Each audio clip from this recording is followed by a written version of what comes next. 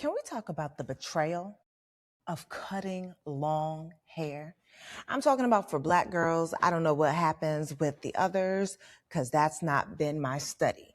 But we're going to get into that conversation right after the intro.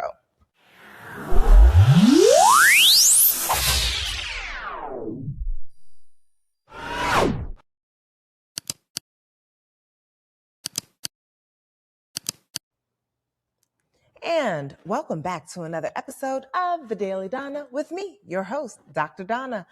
I am a sex and relationship therapist in the Washington, D.C. metro area. And because this is a specific type of conversation, I'm going to give you a little bit more of my educational background just so that we can make sure we remain on the same page.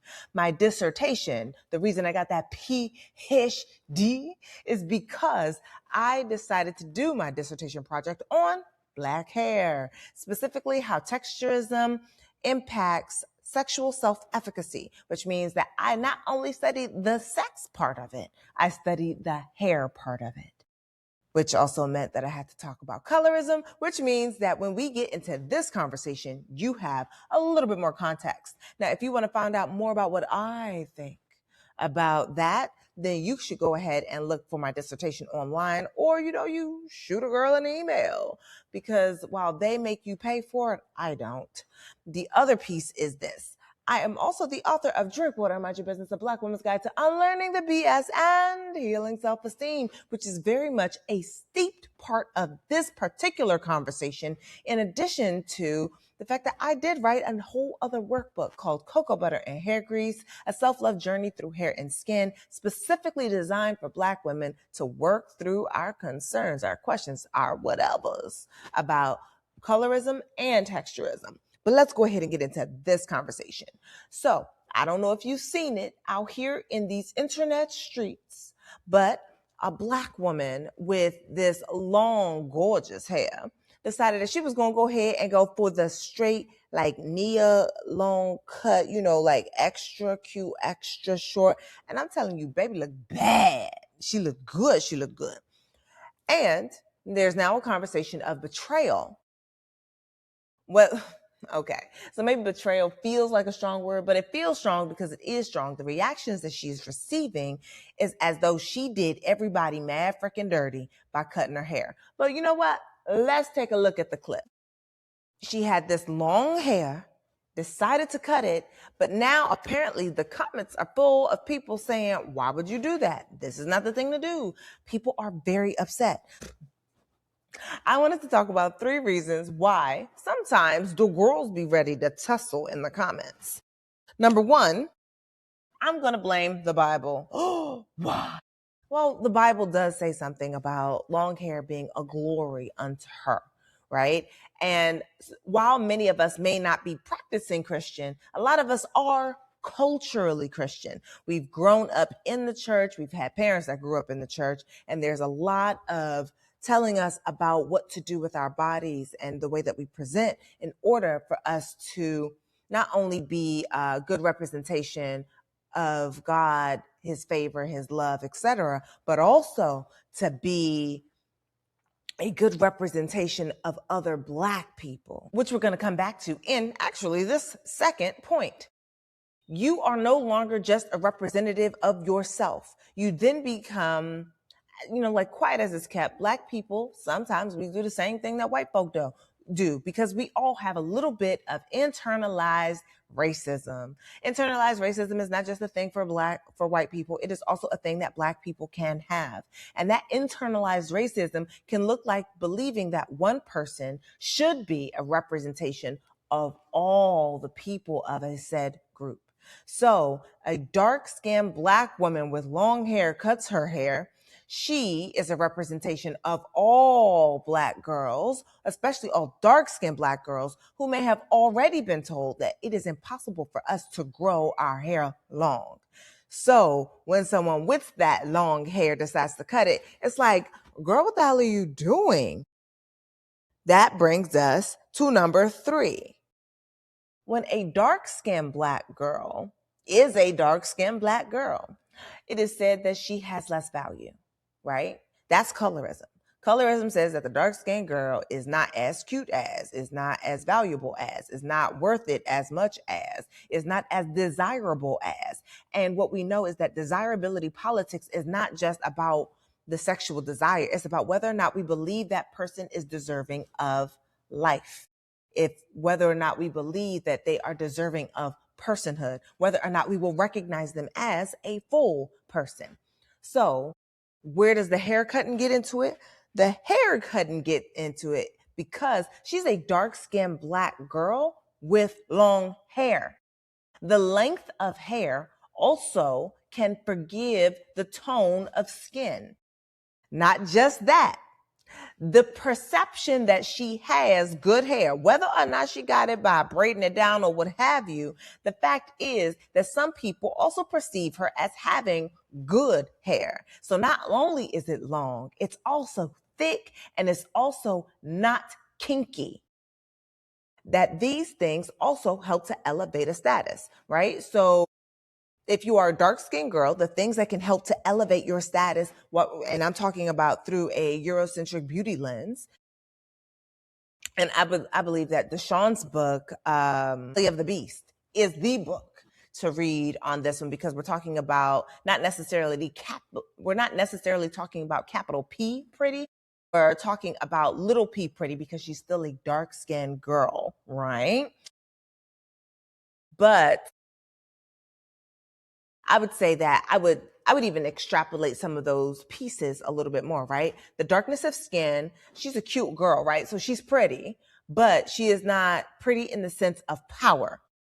She has good hair, that was also long. But she's still not pretty in the sense of power, because regardless of what, she's Black. But among Black people, there is power in having that length of hair and that texture of hair.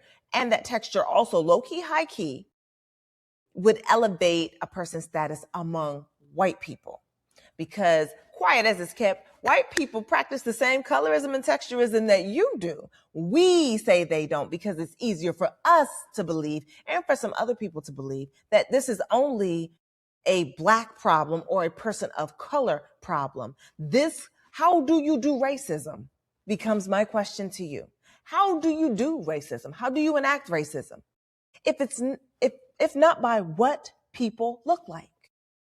You are enacting racism based off what you see. So the skin tone, the hair texture, the facial features, all these things help you to determine what someone is. And when you know what they are, you're able to discriminate, love, uplift, etc. accordingly. Sort of why it is the way it is. Okay, getting back into this thing, the whole point is that skin tone can forgive your hair texture. Your hair texture can also forgive your skin tone.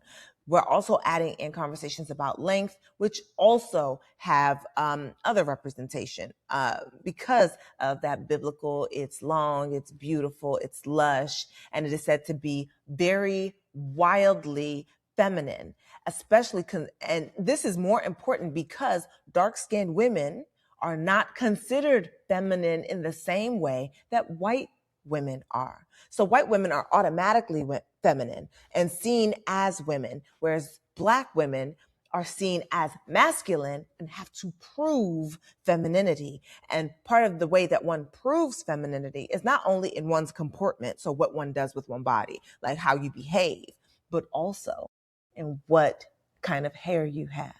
Long hair, petite bodies, small mannerisms, sort of the mimicking of white womanhood also can sort of uplift your femininity, though it may not necessarily uplift your status.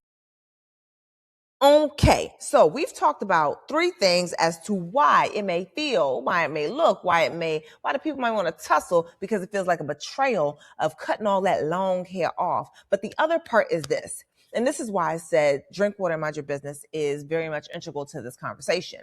We're talking about a woman who knows herself knows what she wants, and went to get it, right? She has self-concept, she esteems herself, and she honors what she esteems. The people are ready to tussle with them because you may not have done your work.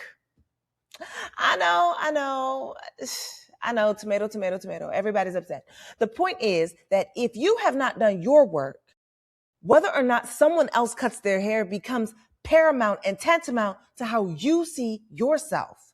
Because if you are seeing yourself, as I said in the second point, as one of the whole, and the whole being dark-skinned Black women or Black women in general, and you believe the idea that Black women cannot grow long hair, or that Black women's value must be found in their hair, then you would also believe that her cutting her hair is a betrayal. If you find yourself disturbed, it's time to self-reflect. Why does it bother you that she cut hair on her head that you will probably never see beyond that video on the internet? That is the question. And for me, that is a question of self-concept, self-esteem, and your behaviors.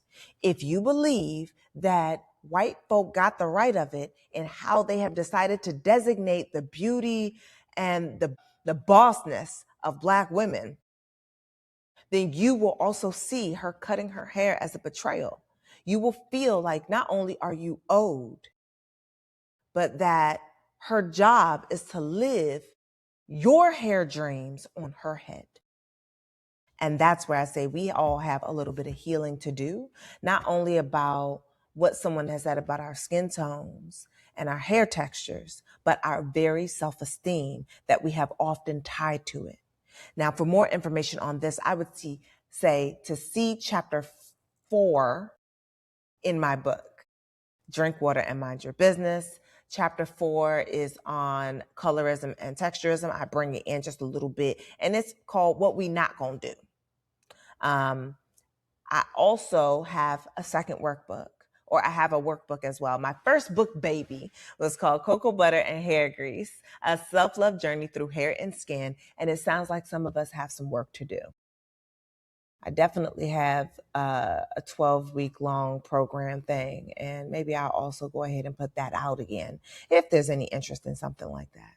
But the point is this: your self-concept, your self-esteem is disturbed by her choices, because it's not your self-esteem. Your self-concept doesn't belong to you. Your self-concept is built off the backs of what someone else told you about you that you decided to believe. It might be time for you to unroot that from your garden so beautiful things can bloom. Anyway, you know how I like it. Discourse, not disrespect. We have come to the end of this particular conversation. We know the why of the betrayal, but we also have a little bit of a solution. I said we have what? Work to do. So tell me what work you feel like you might need to get into. Did you feel betrayed? Did you feel some type of way at seeing her cut that hair to that extra short, knee-long type cut? Let me know in the comments below. Remember to keep it cute. I am a therapist. I am not your therapist. I tussle in the comments. All right, y'all. You have been the bee's knees. I am Dr. Donna. This is the Daily Donna, and I will see you when? Tomorrow. Bye.